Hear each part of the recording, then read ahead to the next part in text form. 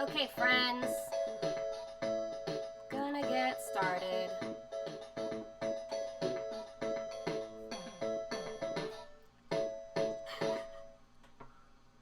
This Casio intro music cracks me up. I love it. Good morning, everybody. How are you? I'm excited to talk about zines today. Let me open up the chat here so I can see who's here. Hi, everybody. Let me know if you're here. Chatty chat me. I hope you're having a good weekend. I'm having a great weekend. New York City is bright and sunny like it's supposed to be here. Nope, totally not here. Hi, Matt. Matt, I hope Friday was okay, or at least today is better. I hope you're not rushing around. Thanks for coming in and hanging out with me. I know that you're, stressed out a little bit, but I hope that this will take you away from it for like 5 minutes or something. Let's get some music back here. Just the basic beat, y'all. So good morning, everybody. I've been skateboarding a lot and maybe making too many videos too fast for me to edit, on a daily basis. So I'm gonna spend some time doing that tomorrow. But welcome to the Zine Dreams stream. Is that right? Yeah. Zine Dreams stream. This is the worst tongue twister ever. So every Sunday I'm going to be here talking about zines, zine culture, how to make them, answer your questions about them. I'm going to show and tell 2 independent zines and then a few that I've been reading from the commercial world. On Wednesdays I stream about ingredients at 5 p.m. Eastern every Wednesday. Last week we talked about tamarindo and pasta water, why you should save it, and how else to use it besides making pasta sauce. We also went in depth about salmon fillets, and we had a really fun exercise trying to mash up ideas using anchovy, fig, orange, and Brussels sprouts, which is kind of intense, but we came up with some really fun, interesting things. Hi, Keen! Yay! Yeah! Good to see ya. Good to see ya. Or good to chat ya, I mean. So yeah, if you're not already a subscriber to this channel, and if you have Amazon Prime, you can connect to your account for free, and it will send me some dollars and cents every week, every time you watch. And I'm really sorry about the ads on this channel. I'll take them off as soon as I'm actually making money, but it's a little tough right now, so hope you understand. I hope it's worth it for you. Yeah, there's lots of stuff on Patreon. I was really nervous about my post on Friday. So I have a monthly column about popular recipes, and it just happened to time this way, but this was about Alison Roman's shortbread chocolate chunk cookies, and last week she said some really terrible stuff about 2 Asian women, and she called Marie Kondo a bitch, and I was like, that's not cool. And so I sort of let out all my feelings about her in this post, but still keeping in context with, what's this recipe about? Is it difficult? Did it turn out the way that she meant it to? And I think you'll have to read the whole thing for yourself on my Patreon. It's free. It was posted on Friday, so you can catch it there. But essentially, the way that the recipe is written and the types of ingredients that are included in it sort of reflect the social situation that she's put herself into.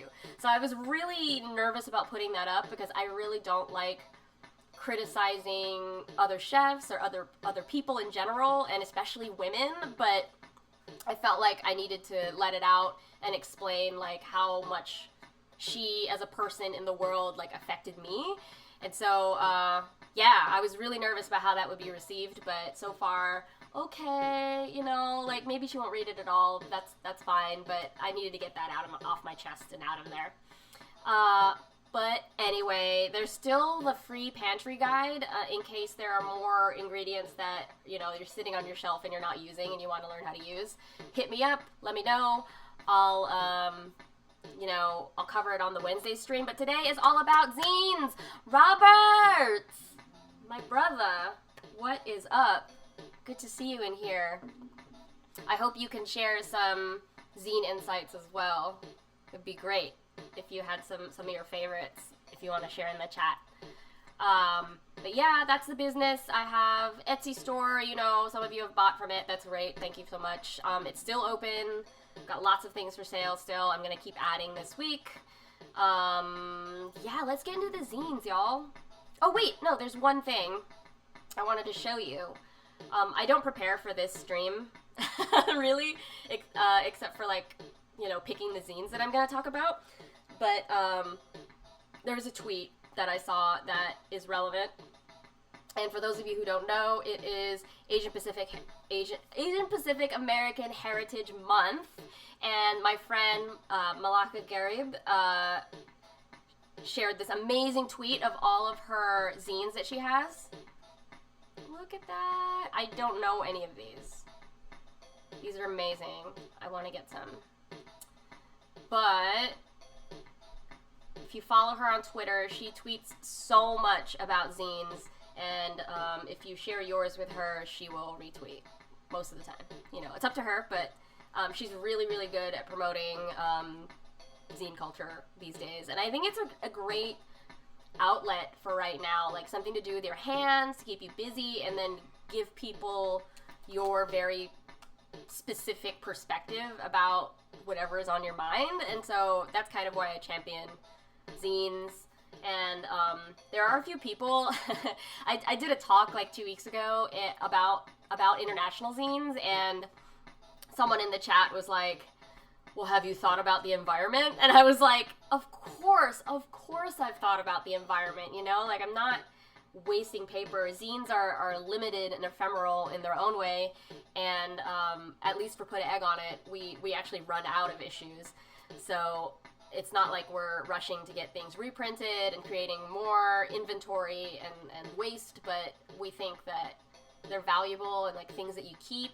And you know, if you don't want to keep your zines, I suggest starting like a zine ring where you mail them to other people so that they can appreciate it and read it and then pass it along to someone else. So I think that's amazing. Oh, hi Lucius, I'm sorry I didn't see you in there. But thanks for hanging out, guys. Oh, you guys, this is so great. Keeping me company on a Sunday morning. I hope your morning is going great. I'm going to share my breakfast. I actually didn't finish my breakfast yet. I spent, oh my god, y'all. I spent 2 days making these potatoes. It sounds horrible, and I'm a person who hates a lot of, like, cooking work, but I just felt like I needed to do this because, A, it kept me busy yesterday afternoon, and B, it's like the fanciest tater tot I've ever had in my life. So these are deep fried confit potatoes. Do you see the edge? It's like a croissant. If you go to my Instagram, you'll see my entire process that I posted this morning. But basically, it's like potatoes that are shaved super, super thin, and then you toss them in duck fat. But me, I didn't have duck fat. I'm like, who has duck fat? I had beef fat that I saved from making a broth like a couple weeks ago in the freezer. And so beef fat and a little butter, you toss it there, and then you line a pan with like parchment paper and layer by layer, like put the thin potatoes down until it makes like an inch tall like potato cake thing. And then you cover it with paper, press it with a weight overnight, and then it becomes this like potato butter loaf thing, and you slice that and deep fry it, and that's what I made here. Confit potato. Oh yeah, there's like a 3-hour oven drying process at 200 degrees, but whatever. I'm gonna illustrate how crispy they are. Oh wait, microphone tip here. Yo! Crunchy ASMR. I know. It is way too fancy for me too. This is why I've been like railing against sourdough. Because I'm like, I don't need a pet. Like, I don't need to take care of something every day. So it's really hypocritical of me to like do this like 2-day process making potatoes. But it was worth it, y'all. It's real crunchy. Anyway. Let's get into the zines, y'all. Boo, boo, boo. Today I'm going to walk you through Korean American Fish from Porkbelly Comics. Put an egg on it. Tasty zine, number 7. And later on, we're going to get to a very problematic issue of Gourmet magazine. Oops. Edible Brooklyn. And Edible East End, the seafood issue. Okay, let's start. Oh, the dip. My dip is, what is it? I had some mayo, I squeezed a little lime in it, and then I put, like, this, Mexican chili oil on top called, Aztec Cali. Aztec Cali is a restaurant in Oakland, California that's selling, like, a spicy chili oil dip made with, like, chipotles. And so I bought some, and they mailed it to me, and it was amazing. So it's in my mayo dip for my potatoes. Now that I'm talking about the potatoes, I'm going to take another bite. Also, look at my 10-minute egg. Oh, it kind of looks like a Pac-Man ghost.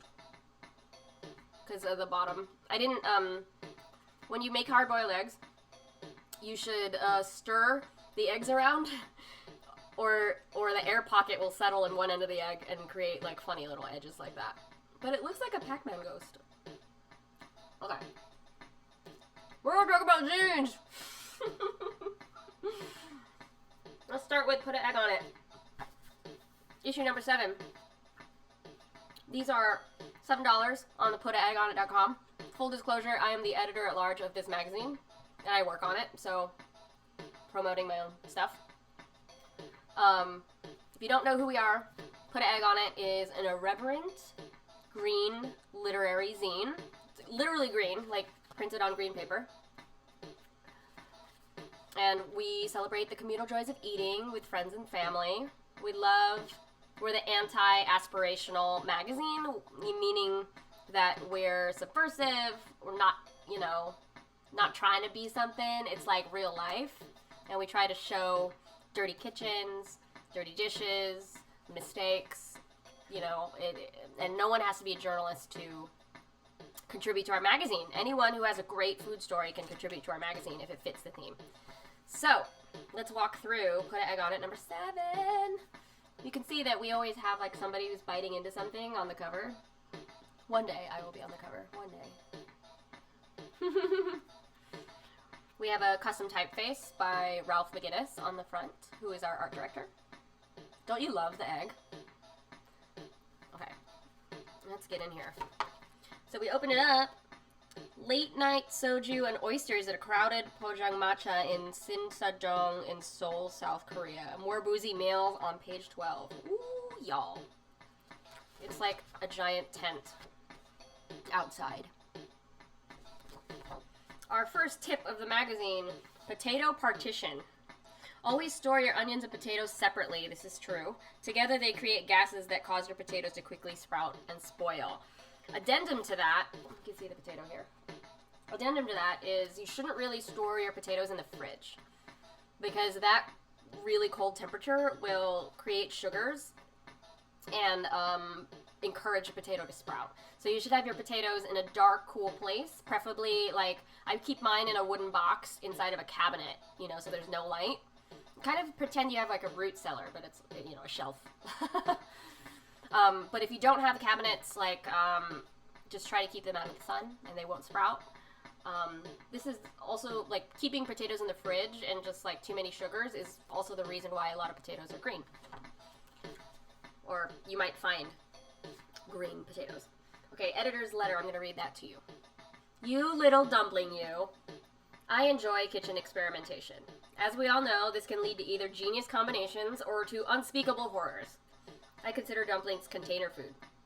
Adorable little food pockets that provide a perfect blank canvas for culinary creativity. You can make them countless ways with all sorts of fillings. I keep frozen wrappers at the studio and often make leftover dumplings. Great idea, by the way. Every culture has its own version. Japanese gyoza, African fufu, Italian gnocchi, Polish pierogies. I love them all. Besides, major bonus, they're usually pretty cheap. Vanessa's Dumplings in New York fave has kept the entire staff from starving during many late nights of magazine making. This is true. The dumpling recipes start on page 48. Yes, everybody, I will give you this time right now to get up and separate your onions from your potatoes and take your potatoes out of the fridge. I mean, as long as you know now not to do it, like, moving forward, it's no problem. I mean, some of these things I also learned as a 36-year-old adult in the world. Alright, while you do that, I'm going to take a bite of my egg. And, let's put an egg on me. Oh, food just fell out of my mouth. I should just stop. Okay, hard-boiled egg. There's hard-boiled egg. For the hard-boiled egg that I ate. I'm glad that I could teach you guys something on Sunday stream. Alright, the editor's letter was written by Simon, our founder, which is great. I was not yet part of the Put Egg on It team for this issue, so I wish I could have contributed a dumpling recipe, but I did not. So, let's look at the contributors. There's lots of contributors. So many. Okay, let's just browse through. I'm not going to read you everything because I want, you should buy it. But we always do, like, a product recommendation. This one's recommended. The yummy contents of this darling jar of Glico cream caramel are best drizzled on ice cream sundae. We've also experimented with it as a toast topping. Look at that cute jar. Dude, gyoza is, like, pretty easy. So if you just break it down into its big steps, if you think about it, a stir fry. A stir fry that is cooled down and chopped up into tiny, tiny, tiny bits. And then, at least for vegetables, stir fry tiny, tiny, tiny bits. And then you do a little spoonful in the middle of the wonton. Use an egg, like beaten egg, excuse me, and wipe a little bit around the edge, and then close it. That's kind of it. Yeah. And then you steam them or fry them. Gyoza, I think, uses raw ground meat, also, if you want to do meats. But it's really not that hard, and it's really fun if you have somebody helping you, because you can, like, sit and talk and, like, make 100 really quickly. It's like a family thing that, my family would make dumplings together or egg rolls. It's really meditative. Like, I highly recommend it. And then, what's amazing is that when you make so many, you can, like, freeze them in packs and then, defrost them when you want them. It's a secret. Asian secret. Now not a secret. Shouldn't be a secret. Everybody should be making dumplings and gyoza. Oh my god, this is before Mr. Rogers passed away, but there's this great illustration by Minty Lewis. It's called Breakfast in Fred. It's Mr. Rogers with a breakfast in his belly. Look at that. That is so cute. Try this.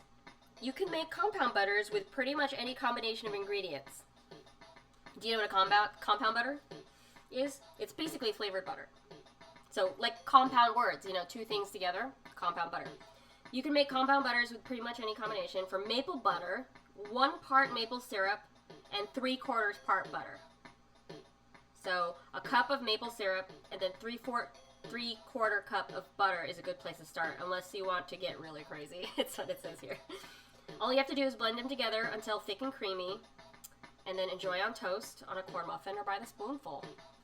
So, the idea of compound butters, so this is a good proportion for liquid ingredients. So, 1 part liquid ingredient to 3/4 part butter. I would recommend starting with softened butter, and then you could do honey this way. You could do molasses this way, like molasses butter. And then for herbs, though, if you're going to do like an herb compound butter, I would do 2 tablespoons per stick. So remember that. 2 tablespoons of fresh herbs per stick of softened butter to make a compound butter. And then when you put it in the fridge, it hardens and you can slice it. It's pretty great. We have a feature here on Food Cultura. Recent projects from Food Cultura. Gambas on Wheels, Salon BCN, da la la la la la. Okay, let's read this first paragraph. Food is a direct connection between people, and sometimes it goes back to so many things that creates all these crossing histories, says Antoni Miralda, one of the founding members of the Barcelona-based Food Cultura. Miralda and his collaborators explore and challenge the way food informs history, society, ritual, and identity, from festivals in Peru that celebrate the potato, perfect, to grilling prawns on engine blocks of moving cars in Spain. Wow. Wow. So it's basically a art history collective, and, you know. So you can read more about them at foodcultura.org. I'm going to have to follow them. Looks like they have a bunch of skulls that are covered in pumpkin seeds at the top here. Yeah, wasn't that Mr. Rogers thing adorable? Yes, I agree. Look at those skulls. They're covered in... If I can't really zoom in very much, but they're covered in pumpkin seeds. Insane. We have a feature on the Idaho Spud Bar. I can't eat these because I think they have coconut in them. Yeah. Idaho Spud. Have you ever seen this, or have you had Idaho Spud, the candy bar? I've seen it at truck stops.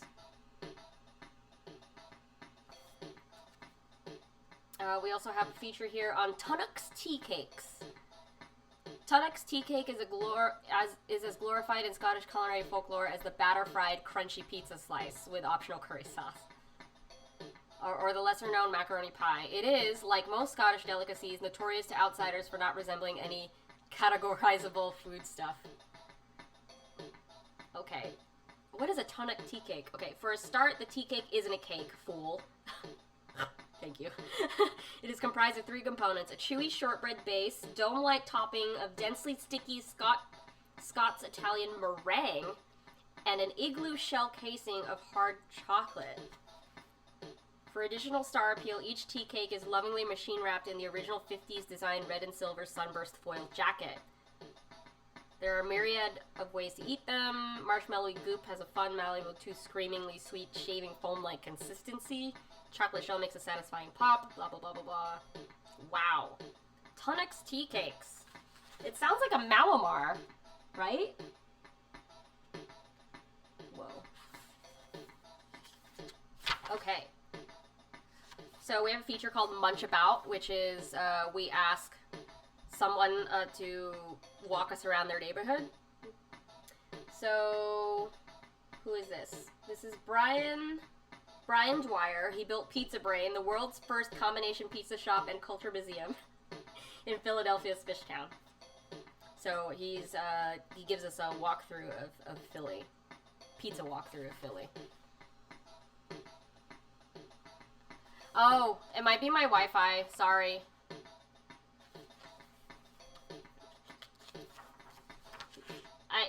I don't understand what I pay for. I have Fios here, and you know, everybody is also streaming at the same time. It's ridiculous. So we have a photo feature here. There's no introduction. It just says drunk food. It's just this guy standing over some pizza. Oh yes, lots of drunk food. I miss drunk food, you guys. Don't you miss drunk food? What's your favorite drunk food? Like, some of my favorites were like palm frites in the Lower East Side. Mostly because they thought I was a Filipino movie celebrity, but I'm not. So they would give me the extra large fries without me asking. It was very weird. What's another favorite drunk food? Going to Kenka at in St. Mark's Place and getting or Yakitori Taisho, getting, you know, skewered meats. Oh no, stream's having problems. Sorry. I repeat anything if you want me to rewind. We're just looking at some drunk food. Okay, what else? Lots of drunk food. Megan Keogh wrote a piece called Like This. Let's read the first paragraph. Rebecca, the stout middle-aged Chinese woman who owned Szechuan Chef, always seated Sophie and me by the window or outside on the little covered patio that butted up against Bolinas Road. She knew our bi-weekly dinners that summer were tentatively steps toward adulthood, and we desperately wanted someone to notice. At 12, we felt mature and worldly. In reality, Sophie had a sweetly gullible nature and the sort of awkwardly loose walk of someone whose limbs grew 6 inches in 2 months, while I was skinny and short with ears that stuck out, much to my endless embarrassment. A giant chip on my shoulder. God help you if you insinuated I was too young to do or understand something. I wanted nothing more than to be as old as I felt. Boy, can I relate to that. Let's see. There's another food tip here called baked bassinet. For perfectly baked egg, crack it into a cradle of greens. The veggies will provide a much-needed barrier between the egg and the very hot bottom of whatever you're baking it into. This is a great trick for also steaming dumplings in bamboo baskets. I put down a layer of cabbage so it doesn't stick. Oh, yeah, sorry, I don't know. Maybe you can watch on low, what is it called? Low latency or low, I think if you click on the 3 dots below the video, there's like an adjustment for how the quality of the stream. So if you lower it, it might help. Sorry. I don't know. Nothing's really changing on my end. Just might be my internet also. But let's move on. There's a piece here about knives. I'll just read the top here by Just Aren't. We can all generally agree with a t-shirt I used to, We can generally agree with a t-shirt I used to wear in college. In slick, efficient cursive, it said, oh boy. It said, strap on, the right tool for the job. Of course, it was rifling on the ubiquitous 1950s company Snap-on wrenches. What? Oh, I got it. But here, it's not the dildo joke, that's the key. And this whole piece is about knives. I was not expecting to read about dildos. Lisa Pristrup has a piece here called Family Style, and it kicks off with a Japanese proverb. Luck is like having a rice dumpling fly into your mouth. I love that. Luck is like having a rice dumpling fly into your mouth. Oh, cool. So here's a great photo here. Japanese street stall. So good.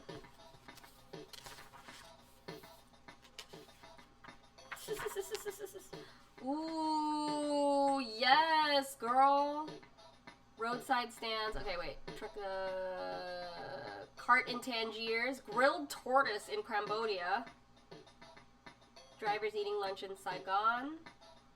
And then a shot of people on a motorcycle with a bunch of chickens tied to the back. This photo spread is ridiculous. Look at this.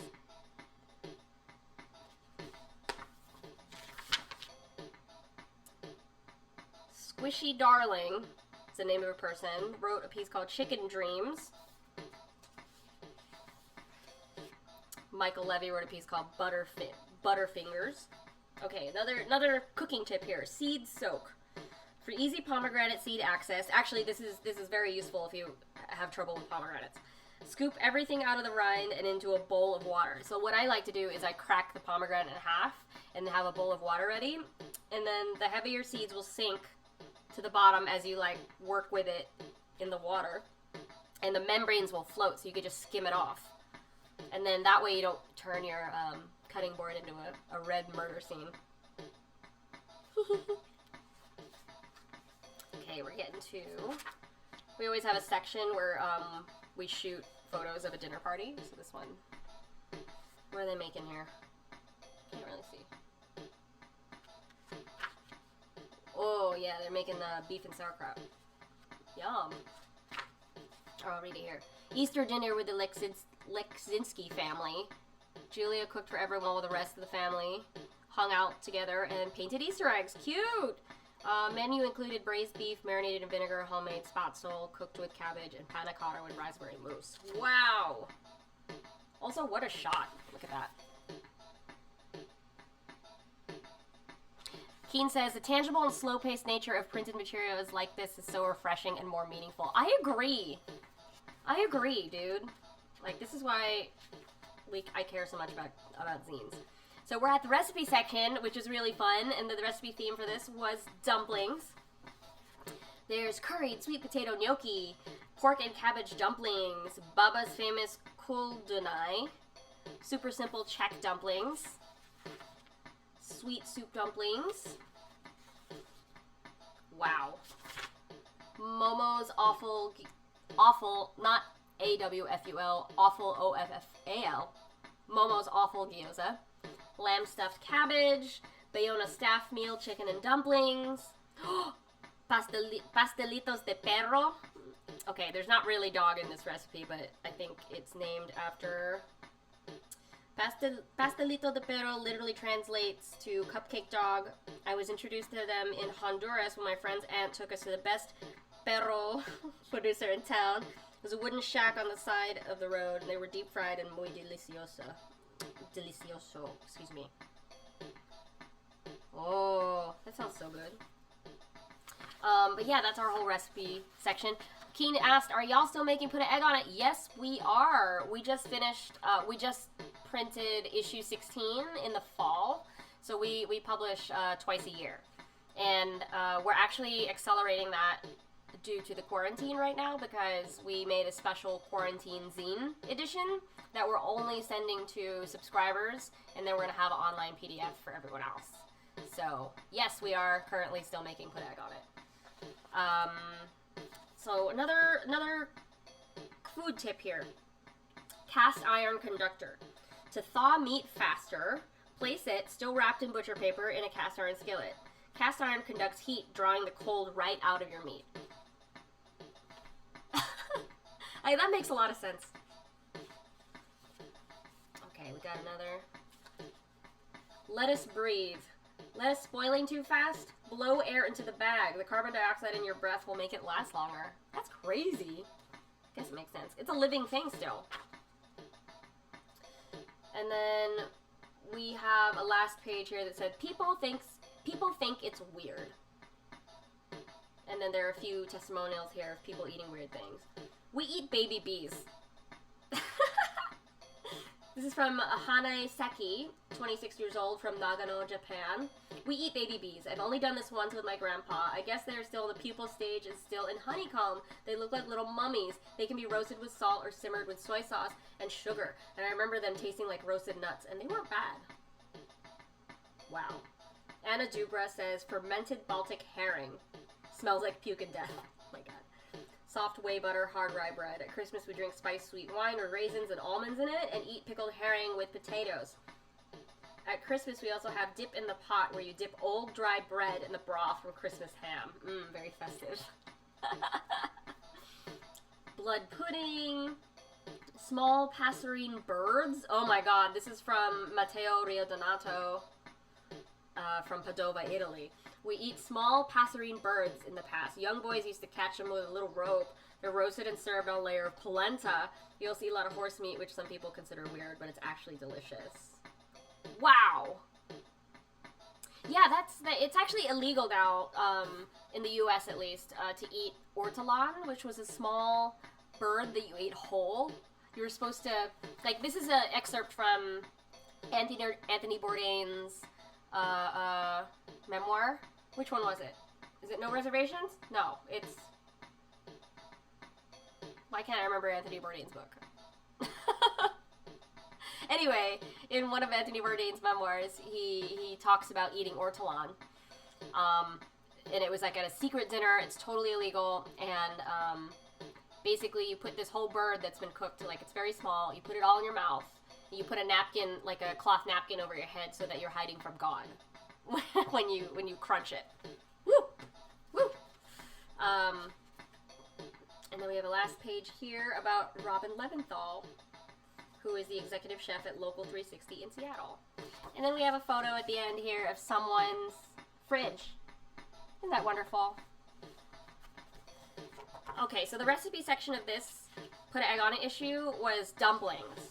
So, like, do you have a dumpling in your family? And tell me about it in the chat. Like, do you have a dumpling that you grew up eating with your family? My family makes shumai, which is like open face. So it's like the wonton wrapper, like a square wonton wrapper. We put a little like meat mix in the middle with like grated carrots and a little chopped water chestnut, and then you brush egg around the edges, and then you kind of like the shape of a shot glass. You like pull all the edges up and then like adhere it to the meat in the middle, and so it's like a little standing tube pot thing, and so it's open face dumpling. And we steam those, and then in my cookbook, I don't have a copy of my cookbook right now, but in my cookbook I have a recipe for bacon shumai, where it has the traditional like shumai recipe, and then I put like a bacon crumble on top at the end. Cause I don't know, whenever I eat like a squishy thing, I always want like a more umami and a crunchy thing. I don't know. So, chat, tell me, what kind of dumplings do you like? What are your favorites? What did you grow up with? Do you make any? I'd love to hear about it while I'm going to go get a copy of my cookbook, and then, so I can show you. And then we'll move on to the next scene. So, tell me about dumplings. Dumplings you eat, dumplings you make, dumplings you love, restaurants. Un momento. Be right back.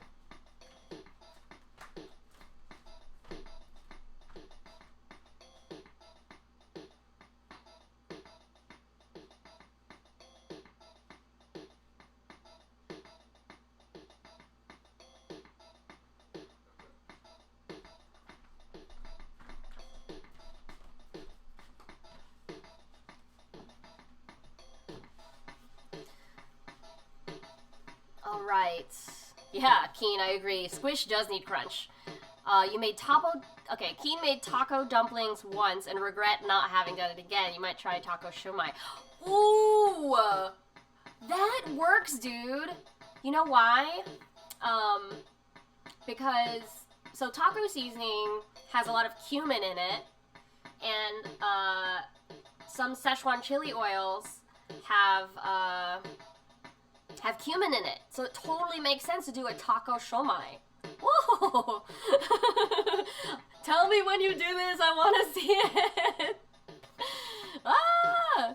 So Lucia says, I remember having dim sum growing up, hargao, shumai, yes, yum. And that's kind of, you can see the Chinese influence in Filipino cooking through shumai. Like, you know, you get that usually at like dumpling restaurants, but you can see how it traveled to the Philippines.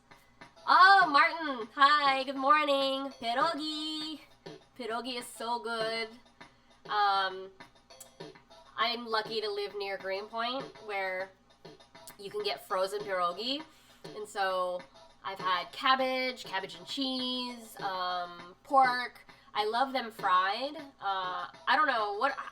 In the chat, besides telling me, you know, the dumplings you love, dumplings you've grown up with, dumplings you eat, are you a steamed person or a fried person? Let's see, how many of you are steamed people and fried people? How do you like your dumplings? Steam, fried, steam, fried. I'm on team fried, y'all. I don't know. There are sometimes I do like steamed, but I also prefer those in soup more so than fried. I love fried, yeah, for the crunch. I agree, Martin. I want that crunch. Yeah, Lucia's on team steam. Oh, keen, yeah, boiled and then fried. Yeah. Boiled when sick and sad. My dude, that's real. Oh, you haven't had pierogi since you were a kid. Definitely fried. Fry almost everything. Yeah, I try to control how much fried food I eat because, you know, preparing that pan full of oil is like so much work, and you know, you put it together, so you may as well fry everything in the house. So I have to really tone it down sometimes because my skin will just start feeling oily and my sheets will smell like oil. So I deep fried these potatoes today. Oh, Martin, I made confit potato, and listen. It's like the fanciest tater tot I've ever had in my life. Let me find this shumai recipe and show you what I was talking about. Where are you? Oh, I know. It's in the bacon chapter. There's a bacon chapter in my cookbook. Nope. Nope. Where are you?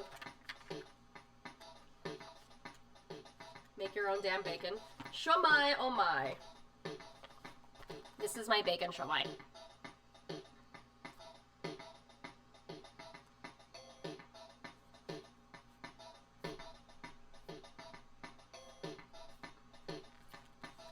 Oh, Matt, I was just checking on the stream, and it looks like I have a huge delay.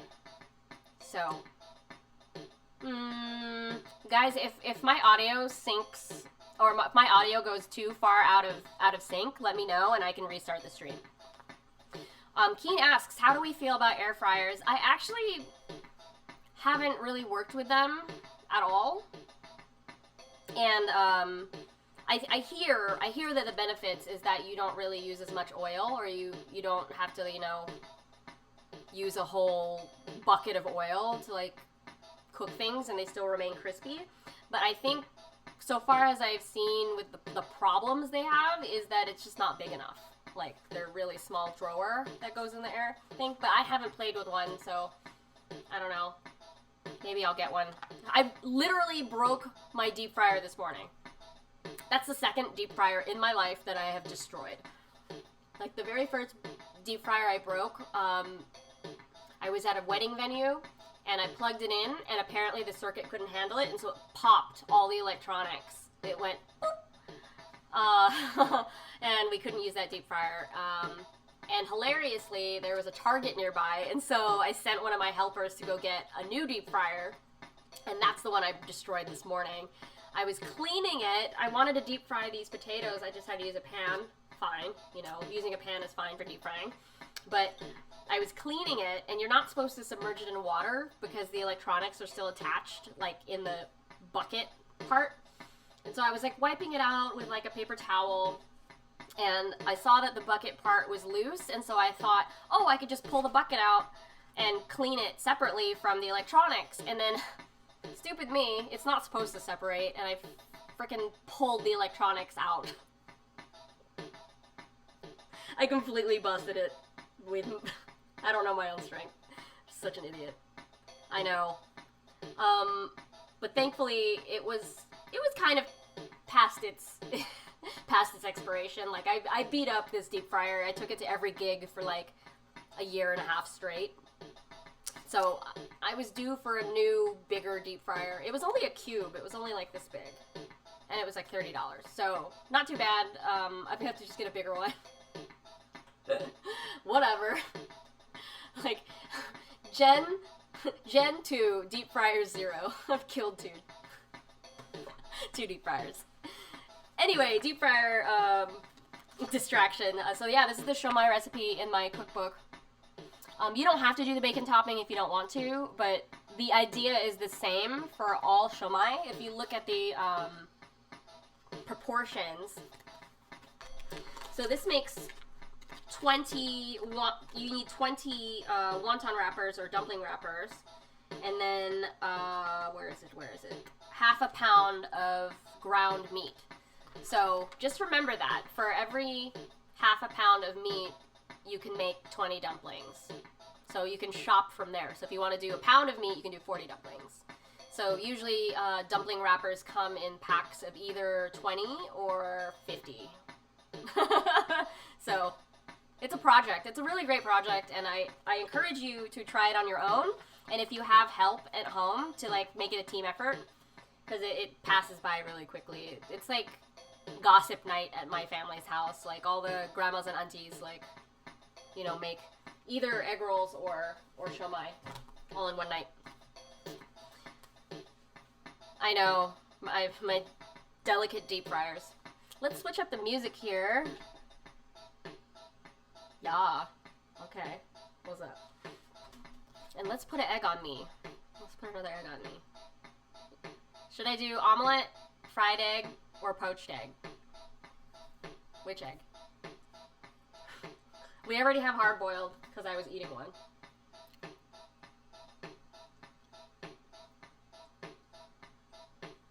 Mmm. Okay, which egg? Dumpling gossip night. I know, isn't it great? Poached. Alright, let's do poached. Poached, where you at? Poached egg on my shoulder, all around me. Okay, wait, no, I'll also do fried. We all deserve an egg treat. Oh, fried egg. Let's put you... Where should we put fried egg? Put fried egg here. I like didn't know which way to turn.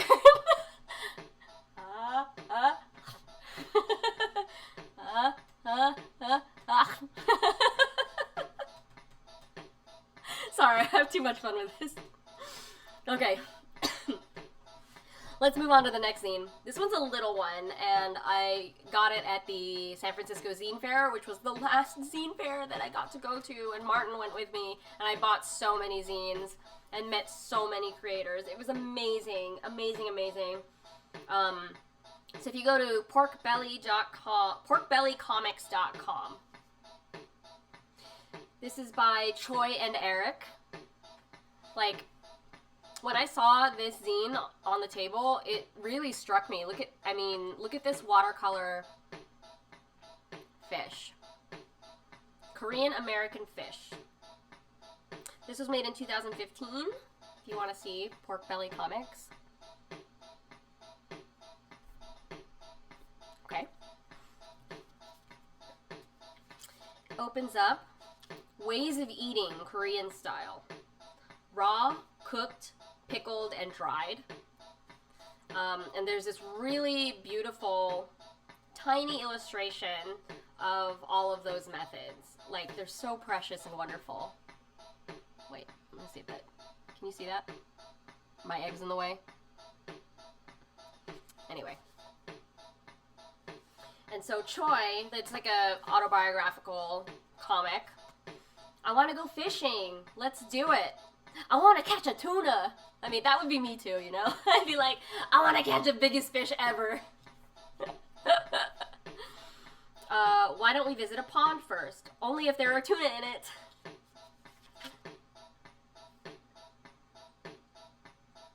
Okay, cast it out there. And they cast a thing. And then she goes, now what? And he says, now we trail mix.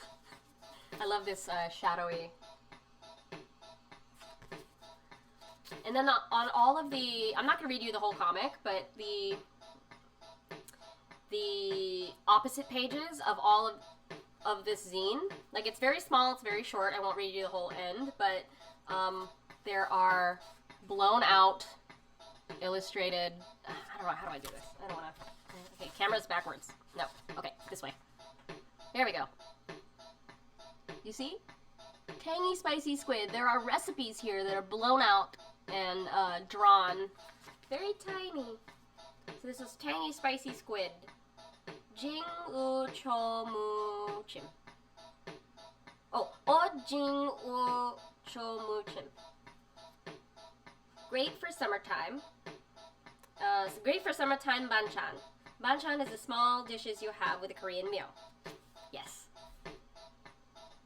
Yeah, exploded recipes are some of my favorite ways to show. There's also dried pollock soup. Buk o guk. Lovely. Just lovely. Isn't that cute? Oh, love it. There's also, what's this? Dong Tae Jun, pan-fried pollock. Ooh. It's cute. There's also seafood soft tofu soup. Haemul sun dubu. Oh, I feel like I've had that before. Oh, I love the shrimp and the squid. Wait, wrong. from. Let's see. The shrimp and the squid are so good in this. Look at that. They're little hairs.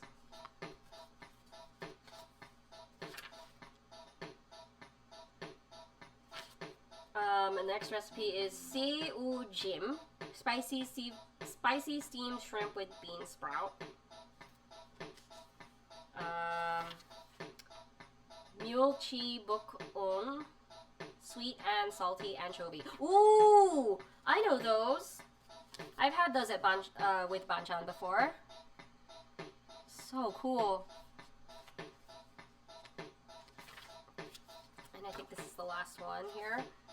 Tuna kimchi stew, chamchi kimchi jjigae. Oh, I know that. Kimchi jjigae.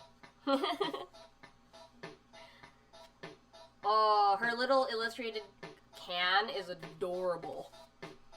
A little can. Aw, buddy. So this is a great little comic. They also have this great exploded raw bites page. So good. So they're a husband and wife team that run porkbellycomics.com. So again, here's where you can get it. Porkbellycomics.com. So I have others in my library that I'll show you over the coming weeks, but this is my favorite of the series. Because look at that beautiful watercolor. So this is Korean American Fish by Choi and Eric, who are wonderful. I met Eric at the Zine Fair. Super, super nice. They also have Instagram, Porkbelly Comics, I think. Just search for it. But yeah, that is the second of 2 independent zines that I was going to talk about today. Yeah. Keen says, canned tuna and kimchi jjigae. Yeah, I love little illustrations. Me too, me too. Alright, let's change the music again.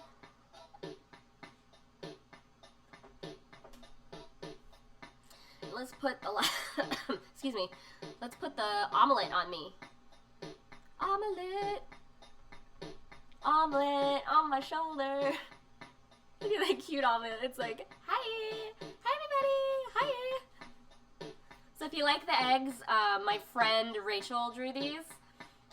She's a pixel artist. She has a Twitch channel here.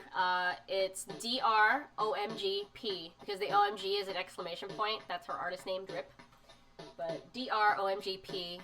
She's here on Twitch, and she's also on Twitter and Instagram. Follow her. I want to pay her more to like do more pixel art, but you know, I'm broke. So we're gonna move on to more of the commercial magazines that I read this week. So I try to read a lot on Saturdays, and so yesterday I read this really great piece from the Paris Review. It's called "Fuck the Bread is Over." Pardon my language. You can find it on theparisreview.org, and it's by Sabrina Ora Mark. If you just Google "Fuck the Bread is Over," it's this great kind of personal essay about jobs and quarantine, and bread is not necessarily the main focal point of the essay, but it's this, I don't know, it's this background thread that a lot of people right now are baking bread because they have more time, they're home, and what is that tied to? It's tied to having a job or not having a job. And so Sabrina sort of talks about her journey trying to be a professor, and when the quarantine hit, she's sort of like, well, what am I now? You know? And so I thought it was a hugely relatable and wonderful essay. She writes poetry about fairy tales and fantastical like enchantment, but also colliding with the real world. It sort of reminds me of Anne Sexton. I don't know if you know poets, but Anne Sexton did sort of like her interpretation of fairy tales and poetry was like, that story, you know, about Cinderella, like skepticism about it. But anyway, you should really check it out. It was a great piece. Paris Review, "Fuck the Bread is Over." Yeah. So I also read a bunch of magazines outside on the patio yesterday. So this is Edible East End, the water issue. Matt says, I need to start setting time aside to read. I have too many books in my backlog. You know, that's why I set aside time on Saturdays, because I have like 3 stacks of magazines this big that I've never read. And so that's why I'm like trying to read 2 or 3 a week so that I can get rid of them and, you know, move on with my life. Actually, when I get to sort of a larger stack, like after I've read a certain stack, I'm going to scan all the covers and offer to mail them to my Patreon subscribers, just so I'm not wasting, and I think a lot of these have like a lot of valuable information in them, and I don't know, I think it'd be a cool project to just mail magazines around the country. It'd be really fun. So Edible East End, celebrating the harvest of the Hamptons and North Fork. So you can already tell from this, like, this is going to be, you know, this is a local magazine for the Hamptons. So it's going to have, you know, an economical difference from the things that I'm used to reading. So open it up and, you know, there's lots of ads. Oh boy, ads. Ads are so weird. They give us such a window into what people are interested in or what's available in an area. So there's like, amidst the pastoral landscape of Long Island's North Fork, discover 2 unique single-family condos. As if the views weren't intoxicating enough. Over 30 vineyards nearby. Oh my. Yeah, okay. Okay, buddy. Calm down. Keen says, I have a stack of old BA mags, bon appetit for those of you who don't know, that need recipe cataloging and might be excellent collage material. Yes, totally. Do you have a scanner? I hope you do. I feel like you should. You are a designy type person. Okay. I'm going to read the intro letter, the editor's letter. I've been studying letters to the editor recently because, oh, by the way, it's official. I haven't really said it out loud, but I am now the editor-in-chief of Happy Family Night Market, which is an annual festival that celebrates Asian diaspora, or, you know, the many arms and branches of what it is to be Asian. And so, just like me, they were planning a lot of events for 2020, but both of us, you know, we both had to put our events on hold, and so I was sort of lost and didn't know what to do. All of my freelancing opportunities were drying up. Like, Thrillist laid off the editors that I was working with. Kickstarter laid off 40% of their workforce just this Friday, and Kickstarter is a catering client of mine, and so I will not be able to cater the same volume as I'm used to, you know, every year. And so, you know, all these layoffs at big companies are affecting me and my work, and so I talked to Happy Family Night Market, and they approached me about starting a publication. And so I'm still like in the beginning of finding our editorial voice, organizing how we even post to Instagram, you know, that little stuff. But yeah, it's like a huge life step. Like, I didn't think that I was capable or, you know, experienced enough to do it, but I'm really excited for the opportunity. And so that brings it all back to why I've been studying letters to the editor. Like, it's always the way at the beginning of a magazine that sets the tone for the whole issue. So what is that for me and for the digital age and world? Like, what is a letter to the editor on Instagram, you know, or if we start a website, like, what does that look like? Do I change it every month? Like, what, you know, how do we do this? Thank you, everybody. It's very sweet. Thank you. I'm excited. Aww. But I'm going to read you the letter to the editor, and then we'll just skim this issue. This is from Edible East End, again, the water issue. Grist for the mill. Oh boy, so many puns. I promise you that in my letters I will not pun very often. I will only do it when it's worth it, you know. Worth the groans. This issue is dripping with an element so essential that we often take it for granted. Water. While the recent water issues from our colleagues at Edible Manhattan and Edible Brooklyn were sprinkled with tales of rooftop sea salt fields in Midtown, DIY carbonation, the chefs fighting fracking in Gotham's watershed, and other liquid-focused endeavors, our inspiration naturally sprang from the working waterfronts and maritime tempered fields that surround us. Upstate might brag about its dairy economy, but we enjoy a fish chain little known farther inland. The Montauk Squid Fleet remains one of the nation's biggest. Sorry, the music is a little long. A haul measured in millions of pounds, it is among the most versatile, sustainable, and affordable choices in the sea. Fishmongers, like the 40-year-old seafood shop in Wainscott, offers a spread of seafood unimaginable even in the best supermarket. Nearby fishermen still drop steamer clams, porgies, and monkfish at their back door. The daily changing menu at 18 Bay on Shelter Island depends on the same reservoir of nearby seamen. And if not for families like the villainies of Blue Moon Fish in Matatuck, thousands of green market shoppers in New York City wouldn't know smoked bluefish, blowfish fritters, or flounder fresh enough to serve raw. Wow. That proximity and traceability are a scarce catch amidst headlines of seafood fraud and ocean depletion. I'll come back to that in a second. In fact, launching this spring is the region's first CSF, community-supported fishery, a weekly fish subscription service out of Montauk that will keep money in the local fleet and reward its members with sushi-grade striped bass, quahog, and other indigenous denizens of the deep, not unlike the vegetable subscriptions that sustain so many East End farms. The tide is in for a water issue. Oh my god, dude. Because every distinctive ingredient in the East End's food and drink culture is nurtured by our proximity to water. Local foragers enjoy beach plum, cattails, and mushroom that thrive in our wet, brackish conditions. The character of our wine, whose slow-ripened nuance is increasingly celebrated by chefs and wine merchants in New York City and beyond, depend on the bays and oceans that nestle in our vineyards, moderating the climate so grapes can continue to ripen long into the season. Ditto for Long Island potatoes, just planted, irrigated by a few spring rains, and beginning to form their first juicy spuds. If water provides, it also takes away. That is so...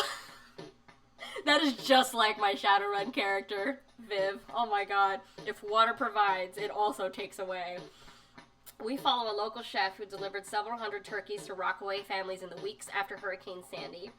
We learned from Carl Safina why horseshoe crabs are harvested as bait and why they shouldn't be. And we witnessed the Peconic Bay scallop rising like a phoenix, aided by shellfish growers and tireless efforts to rebuild bay bottom ecology. Water will sustain us for as long as we respect it. And this was from Brian Hallwell, the editor of Edible East End.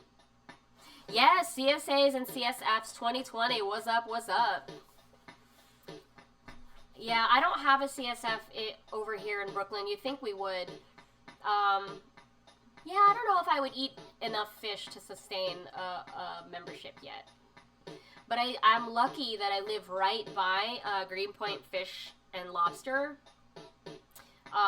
which is only like half a mile walk from here. And then my farmer's market, which is only a quarter of a mile from here, has a fish vendor. So I'm really lucky that I have some good fish. And so I'm coming back to the part where it says seafood fraud and ocean depletion. So I went to Hawaii maybe 4 years ago on a press trip to learn about just the fishing system in Hawaii. And the head of the whole operation, his name is Brooks Tanaka. If you Google him, he has some great YouTube videos, and he gets on a huge soapbox about sustainability and where fish comes from. And this is horrible to think about, but if you don't know where your fish comes from, it either is not what it is labeled as, or it was caught using slave labor. And I can't believe that is still, I hate to acknowledge that that's a thing still in 2020. So when you buy fish, make sure you know where it's from and, support local fisheries and understand that it's a complex web. It's like in The Good Place. I don't know if you finished watching it, but it's really hard to be a human, and you can try to make as many good choices as you can, but sometimes when you decide to buy like a salmon, you bought it from, you know, a ship that illegally, like, caught all these fish and used, like, unhealthy work conditions. So that is my political fish statement. But yeah, if you Google Brooks Tanaka, he is a great spokesman for Hawaiian fisheries and just understanding, you know, the fraught ways that fish is caught right now. And a cool thing that I learned in Hawaii is when they butcher fish, they save all the guts and give them to the local farms as fertilizer. So, you know, it's not just like manure, because Hawaii doesn't really have a lot of grazing pasture or like herds of things. They have lots of fish, so why not use fish to make a very unique terroir for the wine and for all the new produce that's growing. Like, it's really fascinating. There's a place called Red Barn Farm that is starting some of Hawaii's first asparagus fields. So you might see that coming out, like Hawaiian asparagus, which is pretty cool. So we're just gonna skim through Edible East End here. Food truck derby. Oh my god, this sounds like in 2020 quarantine, food festivals sound like a nightmare, y'all. Like, look at all these people. Look at all these people not social distancing. Oh my god, I'm sorry. Yeah, this is 2013, 7 years ago, dude. It was literally just last summer when we were going to food festivals and eating from food trucks. There's a piece here about North Fork Tasting Room. Montauk Lanes at CSF. Dock to Dish. For anyone that lives out there in the East End, you can get fresh fish from Dock to Dish. Farm Girl Angst. Talk Dirty to Me by Marilee Foster. It's about literal dirt, guys. Fish gut fertilizer, Keen says. I wonder if there's documented difference from regular fertilizer. I bet there is. You know, I don't know. I bet you, if anyone, it would be from University of Hawaii. And not like any of us could, you know, look at those academic papers. I hate that there's, like, you know, membership walls. Because I try to read some academic papers about food science sometimes and gastrophysics, and I get really frustrated when I'm like, do I know a professor that could give me access to this academic article? There's a piece here called Behind the Bottle, Osprey's Dominion, the 2011 Carmenera. So Carmenera is a grape that is now being grown in the East End of New York. Halsey Greenhouse. Let's see if there's any recipes in here. There's a restaurant feature, which makes me... Oh yeah, there's a piece here. Who Fishes Matters. How to Eat Sushi Without the Geopolitical Guilt by Amber Benham. Part of the rebuilding or fostering a healthy ocean, says Tolly, is about paying attention to the fishers who are basically doing it right, who are fishing at an appropriate scale that the ecology can handle and that it has been done for generations. So this is what I was talking about here. Yeah. Oh, it has a really great illustration. It has Asian pear. Look at that. Ooh, cute. Look at that little Asian pear. What else? Oh my god, there's like a activity book for the whole family. Shells of Spring. So if you walk on a beach, you can identify in Montauk all the... This is another thing about magazines. Activities. So, like, crossword, word search, Sudoku. Like, what's your favorite, like, magazine or print activity? I'm thinking of, like, including an activity for Happy Family, but I don't know what will translate digitally. Like, one from, like, a magazine I saw last week in Eating Well, there was a... you know, mix and match your own dressing, and it had like check boxes next to lists of ingredients, like you need a oil, you need a herb, you need a acid, and so it had lists of all those things, and you could like check off like activity wise like what you've tried. So I think that's a really cool activity. Like, what are your favorite activities from print materials? Yeah.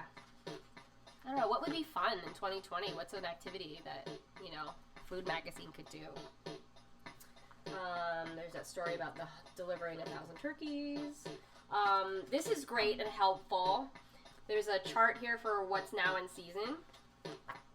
What season was this? This was spring, so this is perfect. So, you can see here. Now in season. Let me read you some. Now in season in the spring, produce, asparagus, beets, bok choy, tatsoi, broccoli, cabbage, garlic, leeks, lettuce, escarole, radicchio, mushrooms, onion, peas. So for meat and seafood, American eel, I haven't seen that at the farmer's market, my goodness. Blackfish, black sea bass, blowfish, blue crab. This is very Hamptons, East End, Montauk. Butterfish, clams, conch, dogfish, duck, flounder, fluke, herring, herring roe, shad and shad roe, lobster, mackerel, mako. Wait, as in shark? I thought that was illegal. I don't know. Monkfish, mussels, oysters, perch, sea robin. What's a sea robin? I have to look that up later. Skate, squid, swordfish, tilefish, tuna, turkey, weakfish, whitebait. Weakfish. Didn't know there was a weakfish. Does that mean there's a strongfish? Ooh, put in a mini TTRPG as an activity. Oh, such a good idea. Such a good idea. Like little one-shots. What will we call an hour-long one-shot? Like a BB gun? Like a BB shot? Oh, I like that. That's cute. BB shot. Oh, recipe here for Manhattan clam chowder, just like in Ace Ventura. It's from Belle Bernstein. So Manhattan clam chowder is different from New England clam chowder in that it has crushed tomatoes in it. So it's clams, bacon, onion, carrot, celery, bay leaf, thyme, pepper, potato, and then you add a 28-ounce can of crushed tomatoes. Ooh, I gotta try that. Yeah, maybe I'll get clams at the farmer's market next week. Hi, Zeiss, what's up? Good to see ya. Your set at the Eindbaas was really, really good. Glad to see you. Matt asks, what would a food-based mini TTRPG even look like? So, glad you asked, because I was, I'm not sure if Gen Con is even going to happen. Maybe we might live stream something to make up for Gen Con, but Gen Con was a tabletop RPG conference that Fun City, my podcast, was going to go to. But I was going to lead a session of Adamantine Chef. So Adamantine Chef is set in the fantasy world of Dungeons & Dragons, so there's like elves and orcs and things. But the premise is it's like Chopped. Like, everybody gets to bring an ingredient and you have to cook something, but depending on who your character class is, like if you were an elf, you are able to harvest mushrooms. You know, like everybody has a special ingredient and a special cooking skill.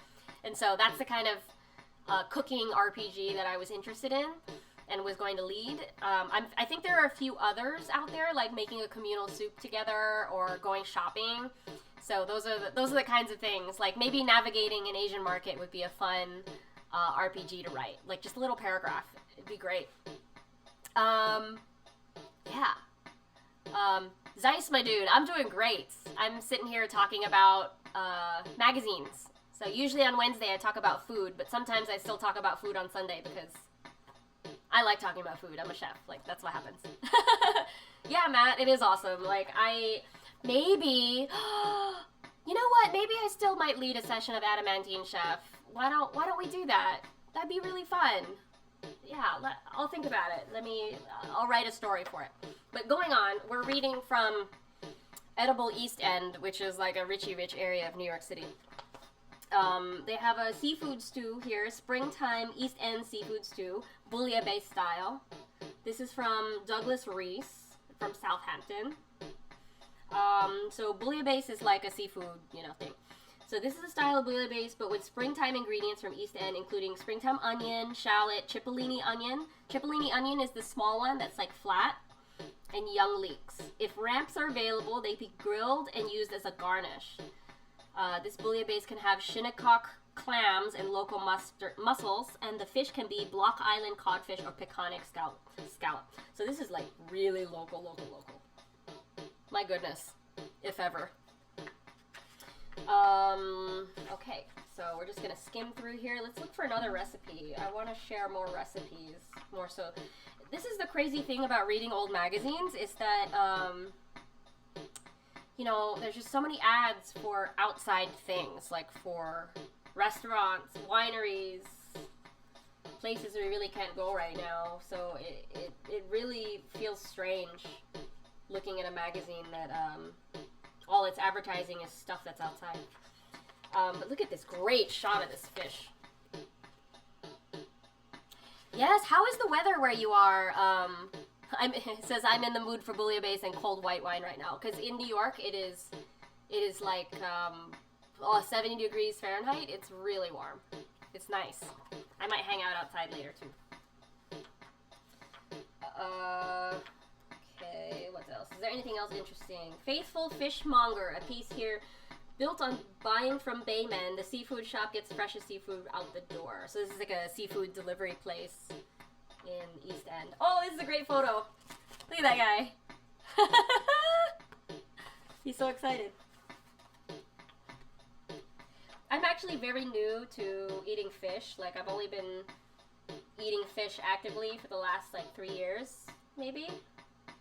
I was very picky and scared of seafood. It is gazpacho weather, Martin says. Yes, I agree. There's this really funny piece in this magazine by Carl Safina about horseshoe crabs. Well, not so funny. It's kind of half funny, half sad. He basically found out that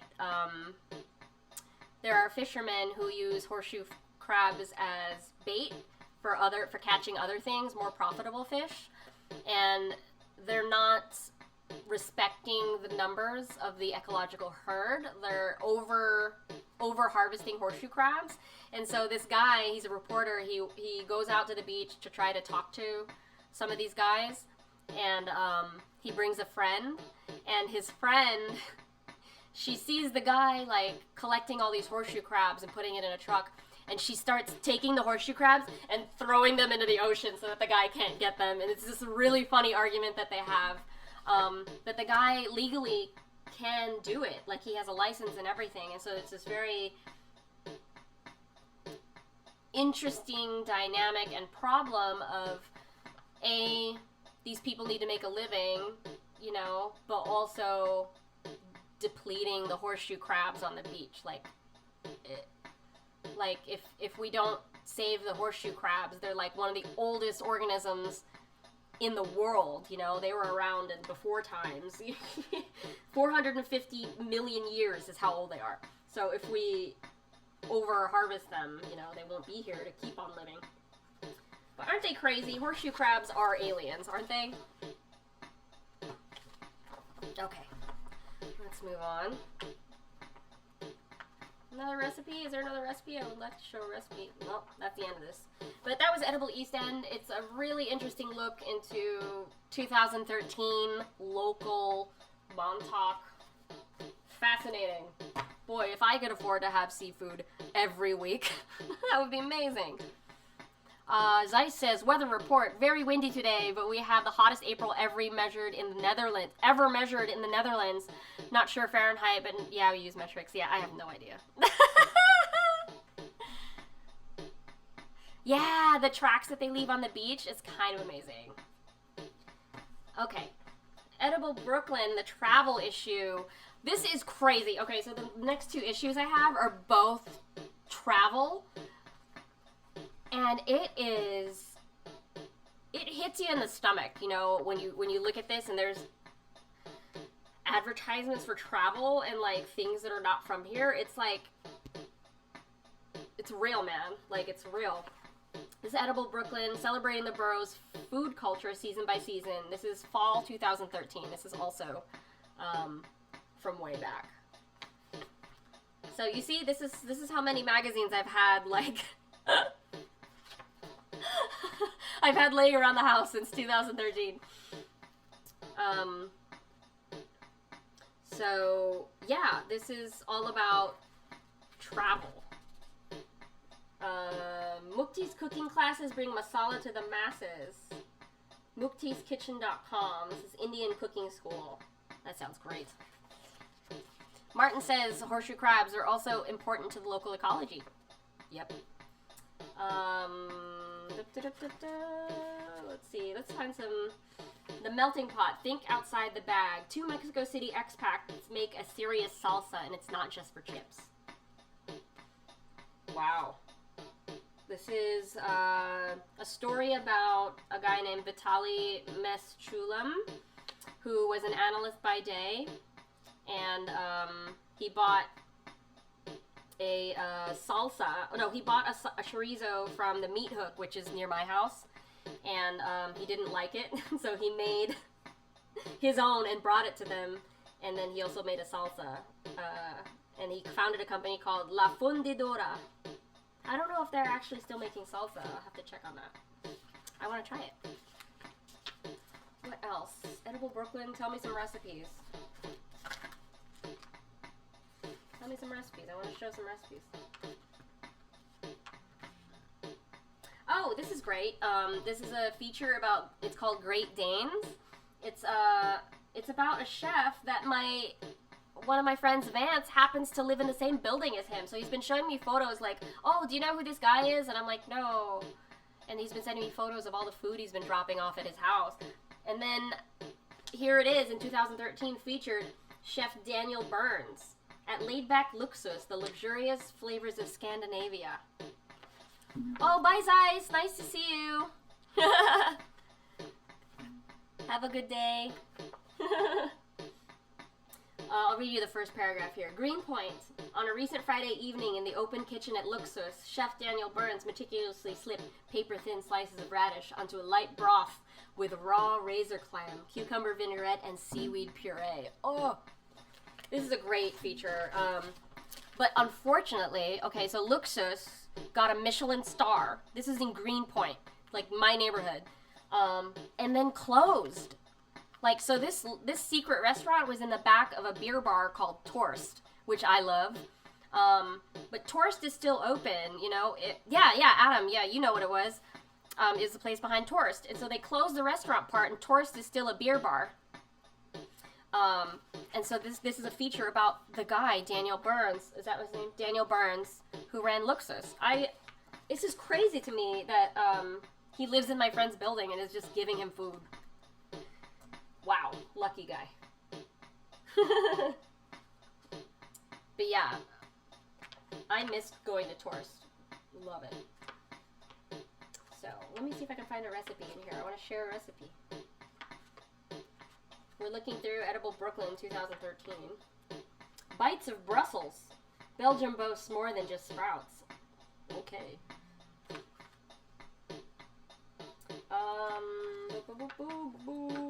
Oh, this is fun. I was going to try to make this. From Belgium, Filet Americain. Most Belgian butcher shops offer a version of steak tartare, whipped into pink silkiness with egg yolk, oil, mustard, Worcestershire capers, and shallots smeared onto a baguette for €2. That's it there. Wow. I want to eat that. Just gotta get some good beef. I know, I miss Torst. Ugh, Torst is such a great beer bar. I also hadn't been, before quarantine, I hadn't been to the Evil Twin tasting room, which is next to Nowadays, off the Halsey stop.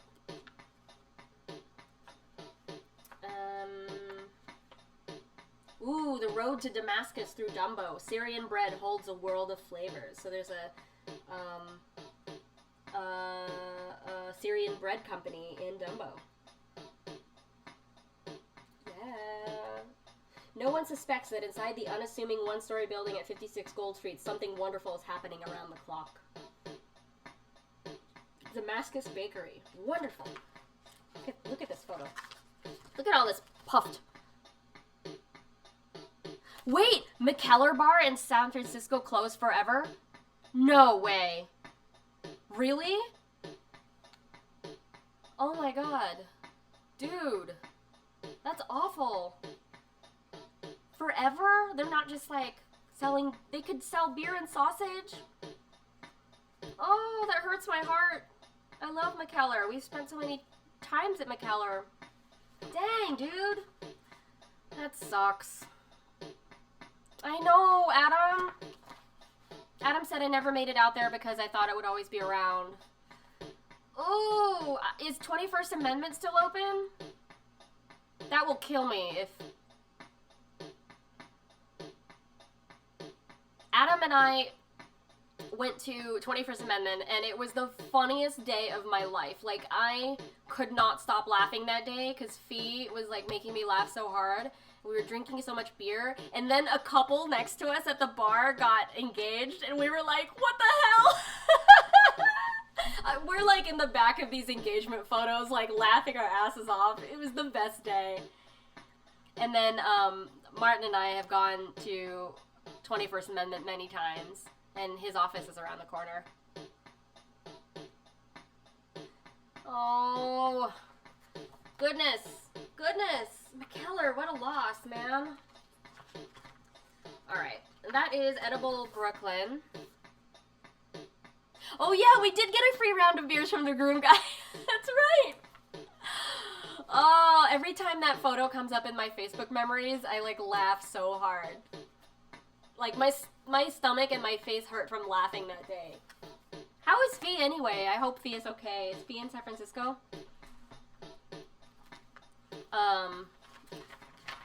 Okay, finally.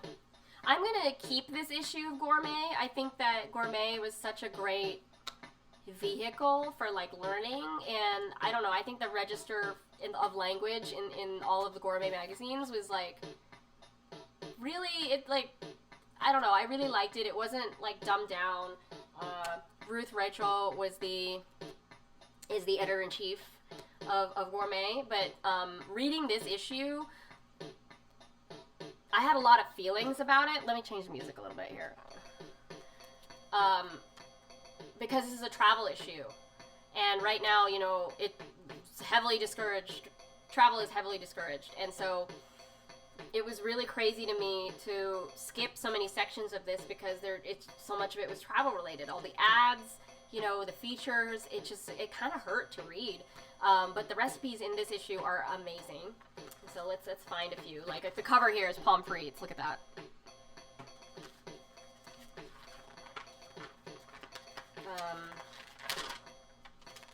There's a great recipe here for pea and Parmesan wonton ravioli.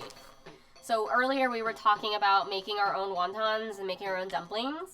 This is another thing you could do. Like, you know, you don't have to just skew to Asian flavors. You can do other sorts of things. You can do peas. Anything that's like a stir fry, a ground meat mix, or pasty. Anything you can put in a dumpling, really. Lovely.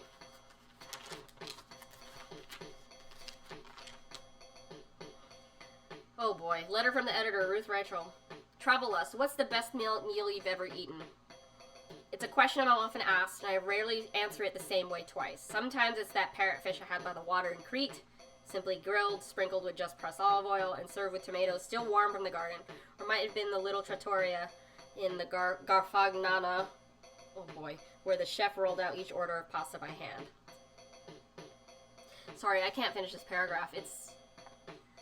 First of all, white lady, I love her, I respect her so much, but my God, she traveled so much as editor of a food magazine.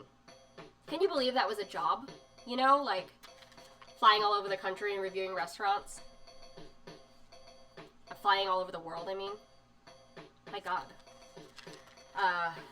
Sorry, I'm getting emotional. This is a great little one, a recipe for pistou, which is a French soup that uses a French version of pesto, you know, that, comes from Italy. Pesto, pistou, P-I-S-T-O-U, French version of pesto. I know, Keen, the travel gushing, it really hurts me. Like the next page, it says, floating hotel, come aboard, let the Mediterranean find you. 5,400 passengers, a lot of people. In fact, when Royal Caribbean Oasis of the Seas debuts this fall. Cruise ships, man. Like, there's, like, advertisements for everything travel. I mean, yes, it's a travel issue, but, like, yo, this is so depressing. But, there's a great feature here. Going stir crazy, 40s style. America in the early 40s was a big bundle of desire. Just as the Great Depression was ending, World War II demanded new sacrifices. Food was rationed and factory output shifted to the war effort, but our spirits were not dampened. These 4 drinks from the 40s, reprinted here as they appeared in the magazine, are from new online feature Gourmet's favorite cocktails, 1941 to 2009. Raise a glass to the past and the future. Like, y'all, like, that first sentence. America in the early 40s was a big bundle of desire, just as the Great Depression was ending. Like, you know, as we, in 2020, are, like, going toward, you know, somewhat of a depression, recession, like, maybe we'll go into, like, you know, 40s, 50s, speakeasy, dance era again. Insane.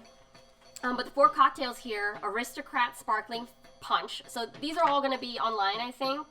I don't know if Gourmet Magazine stuff is still online, but if you Google it, Aristocrat Sparkling Punch, a whiskey sour from 1946, and Alexander II, and the Baker Improved Libre, which is Charles H. Baker's version of a Cuba Libre. He says some really unsavory stuff about women in this recipe, but I'm going to skip it.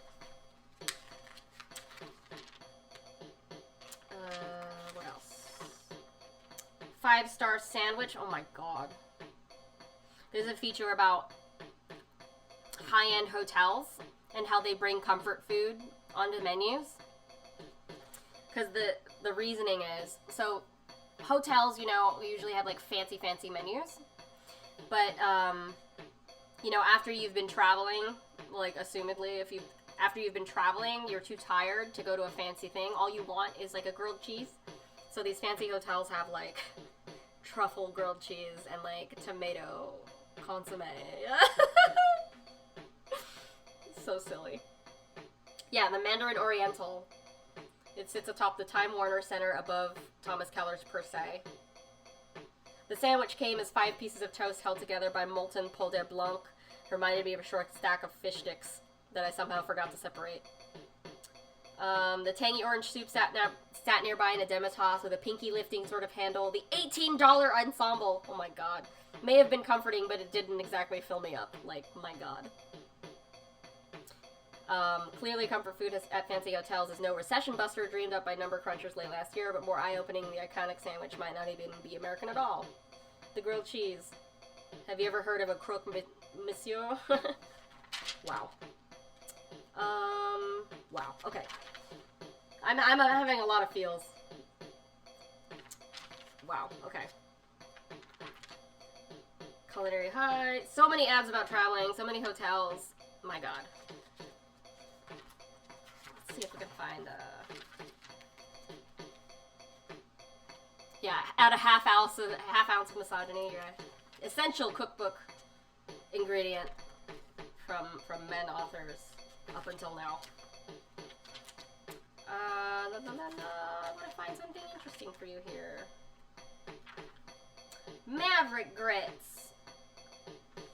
Rice may be the belle of the ball in Charleston, but corn, the other staple of southern pantries, have a few good moves too. This dish mixes land and sea in a colorful, salty, bountiful way. Thick, creamy grits create a soft bed for smoked pork sausage, shrimp, slivers of country ham, scallion, and tomato, a complete meal in a bowl. Oh my goodness, grits.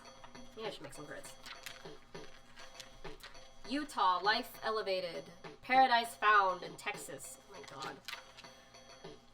There's a great piece in here by John Willoughby about the origin of Urfa peppers.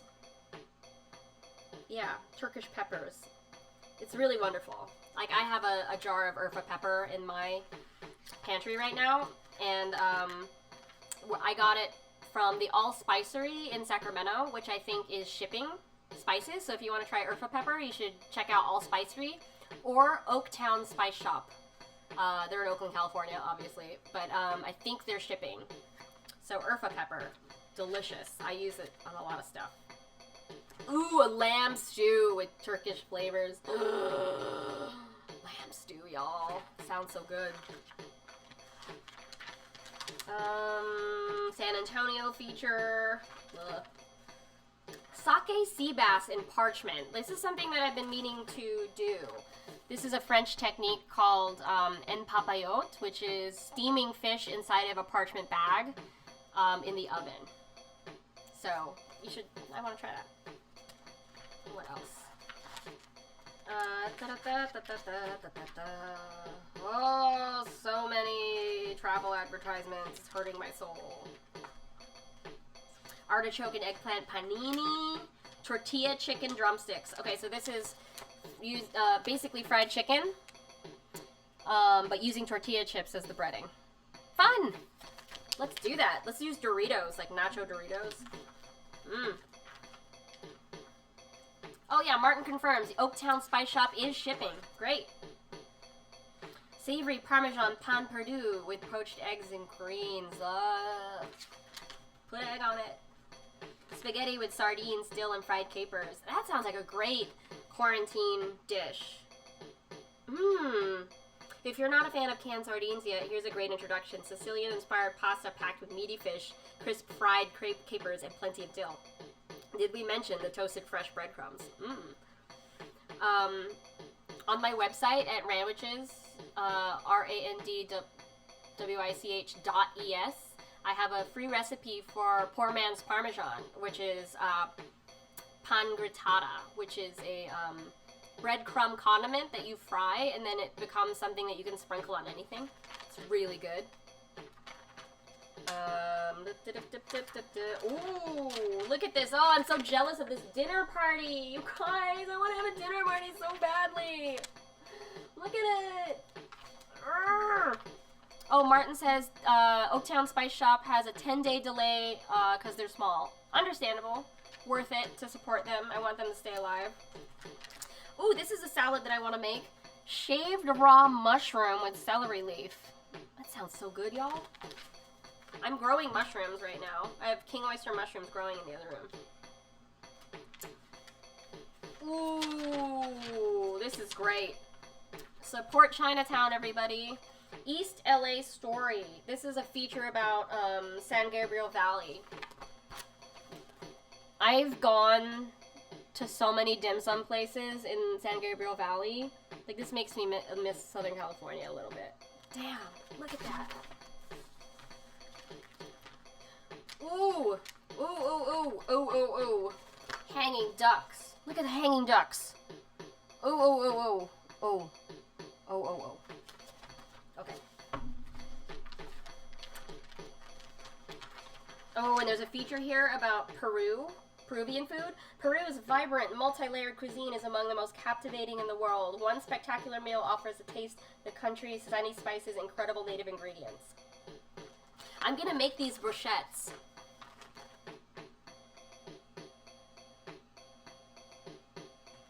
I'm gonna make these brochettes. I think it's beef skewers using, I think it's red wine vinegar. Yeah, okay. Chopped garlic, olive oil, ají panca paste, red wine vinegar, minced onion, oregano. I have most of these things, just not the ají panca. I'm gonna have to look that up. They got scallop ceviche, yo, chicken and chili sauce, Peruvian rice and lentils. I want to make that. I'm gonna make it. Oh god, this is such a nightmare. When dusk falls on the Dorgon's farmers markets, rather than pack up the produce and head home, the area's artisanal purveyors prepare dinner to order during a summer-long series of evening feasts. Doesn't this look like a quarantine nightmare? Like, I get anxiety looking at this. Like, I want it. Like, I want that so badly. But, holy crap, dude. All these people sitting next to each other. Ah! Sorry, I'm panicking. Sorry, everybody. It's real, though. Ooh, ooh, ooh, ooh. The last touch. Dumpling wrappers are an underappreciated tool. Oh my gosh, weren't we talking about dumpling wrappers for the longest time earlier? Stuffed with sweet or savory fillings are your quick ticket to almost anywhere in the world. Jamaican beef dumplings. I want so bad. Scallion, onion, curry powder, thyme, vegetable oil, beef, breadcrumb, hot sauce. Hell yeah! Shrimp scallion dumplings, pan-fried onion, potato and cheese, Indian sweet coconut. Oh, I can't have that, but look at these dumplings. Look at these little dumpies. Keen asks, would the oyster mushrooms be overkill for that salad? I don't know yet. I haven't had them raw yet. I mean, presumably because I'm harvesting them at home, like, it should be fine. But I'm not sure. If it's too strong, then, like, after one bite, I'll be like, okay, I won't do that. I'll just cook them. So that was Gourmet Magazine, Magazine of Good Living, May 2009, the travel issue. Yeah, wow. Does anyone have any questions about zines? So earlier we talked about Put an Egg on It, issue number 7, which is on sale at putaeggonit.com. We are still shipping, so if you'd like to support our magazine, we have 16 issues. Well, 15. We sold out of number 13. Sorry. But, yeah, we're still shipping, and we're working on a new quarantine version coming out soon. Then we also covered Korean American Fish, which is a very, very good little comic with exploded recipes. Korean recipes. You can see them here. This is by Porkbelly Comics. Porkbellycomics.com. They're based in California. Wonderful. Cool. So those are all of the zines. Oh yeah, and don't forget, my cookbook is on sale in all the usual places. Showdown Comfort Food, Chilean Barbecue. Good. Are there good places to find indie print zines online? Yes. So if you go to putaeggonit.com, we have a list of stockists in the menu bar. So you can check that list out, because they don't just carry us, they carry, you know, all kinds of culture independent zines. In San Francisco, locally for you, there's Import. So Import spelled I.M.P. You know, Import Magazines, which is a combination magazine shop and barber shop, which is so San Francisco. But I think if they're still open, they might be shipping as well. Yeah. So, but if you want a worldwide list of places that ship indie zines, head to putaeggonit.com and click on our stockists or stock list. Cool. So this was really fun. Wow, streamed for over an hour and 45 minutes. Guys, thanks for hanging out with me for this long. Like, I really love talking about zines. I'm going to keep doing this on Sundays. On Wednesday, I'm going to be talking about eggs. We have a couple questions that I'm going to answer, but if you have any more egg questions, please direct them to my Twitter, which is @randwiches here. This is also my Patreon handle, so patreon.com/randwiches. If you'd like to support me and the stream, consider connecting your Amazon account to Twitch Prime, or Amazon Prime to Twitch. It's a free subscription that helps creators like me make a little bit of money every week. I apologize for the ads. I sort of need them right now, but when we get to a point where I don't need ads, I will let you know and stop streaming ads. Duh. And then also, if you want to tip me, this is also my Venmo @Ranches. I'm holding a cassette tape and wearing sunglasses in the photo. But I gotta get ready, because I'm doing a dress rehearsal for the Tank Gala. So the tanknyc.org is hosting a nonprofit gala on Tuesday night, May 19th. I'm hosting a cook-along from 6 p.m. to 7 p.m. We're asking for $30 donations for the cook-along. I give you a shopping list. It's great if you sign up today, so you can get all your shopping done before Tuesday. And I have some pre-recorded videos of chopping prep that will help you out. But Tuesday, I'm going to be teaching people how to make pancit, which is stir-fry noodle, and a bunch of really fun things. But today is our dress rehearsal, so I have to reset up my kitchen with like lights and move all the cameras around. So that's what I'm going to be busy with today. Please check us out. Consider a small donation or at least retweeting thetanknyc.org. We found out that if we have to close the venue for 3 months, we are going to be in a deficit of $90,000. So right now we're nowhere near that, but every little bit helps. If you don't have money, if you can, amplify what the Tank is doing. They're a theater for emerging artists in New York City. They let weird shit play out on the stage, and I love it. And it's a place that I spent a lot of time when I first moved to New York City, and it was one of my first jobs in creative administration and production. I used to be the publicist and did a lot of the ticket sales for 5 years, and it's where I met a lot of my music friends. So I ran a series called Pulse Wave at the Tank, which was all chip music. I helped produce Blip Festival and Bent Festival, which is all about celebrating chiptune from around the world, as well as circuit bending. So it's really important to me, and that's why I'm on the board of this lovely nonprofit. But that's what I'm doing on Tuesday, and I gotta go to rehearsal, so bye. I'm gonna play a little bit of Casio. Tweet me your cooking questions, zine questions, whatever else. I'm at Ranwich's.